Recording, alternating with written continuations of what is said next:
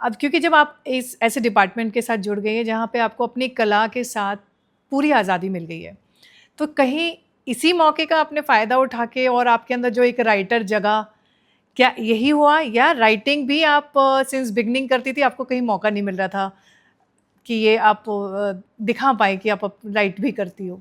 मैं एक्चुअली बहुत सारी चीज़ें करती थी और अभी भी करती हूँ, बट क्योंकि आपके पास समय की थोड़ी पाबंदी होती है और ज़िम्मेदारियाँ बड़ी हैं। जी। जैसे मैं बचपन में मैं बहुत पेंटिंग भी करती थी, तो यहाँ पे जब भी कोई आर्ट एग्ज़िबिशन लगता है या ये लगता है तो मुझे बड़ा इंटरेस्ट आता है और मुझे याद आ जाते हैं मेरे वो दिन जब मैं घंटों बैठ के और 1-1 महीना बैठ कर के एक पेंटिंग कंप्लीट करती थी।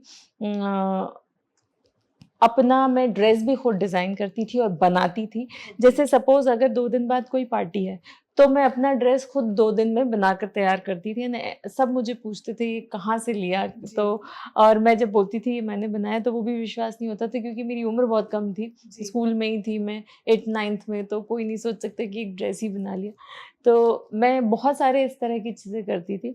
लिखना I started very late only और मुझे लगता है कि अगर प्रोफ़ेशनली ना सही तो भी लोगों को लिखना ज़रूर चाहिए। They should maintain their journal. उनको अपनी भावनाएँ व्यक्त करनी चाहिए। उनको ये अपने आप से ही बात यदि की जाए क्योंकि बहुत पुराने ज़माने से ये प्रचलन में है कि अपनी डायरी लिखिए, तो वो बहुत सारा एक तो इमोशंस आपके बाहर निकाल कर के देता है, आपको डिप्रेशन में कहीं न कहीं हेल्प करता है और जो बातें आप किसी से नहीं कह सकते, वो आप डायरी को कहें।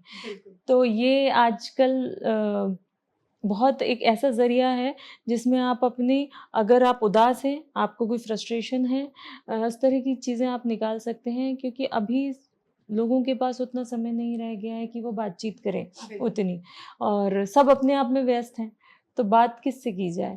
तो लिखने से बहुत ज़्यादा आपके पेंट अप इमोशंस जाते हैं, दिस इज़ वन थिंग और बाकी जैसे जो मैं बच्चों के लिए लिखती हूँ, तो बच्चे are like very close to my heart तो मुझे लगता है कि उनके लिए कुछ ब्यूटीफुल सा जब मैं जैसे बात भी करती हूँ तो आई फ़ील कि मैं पूरी दूसरी दुनिया में आ गई हूँ। तो I love writing for them. Wonderful, ji.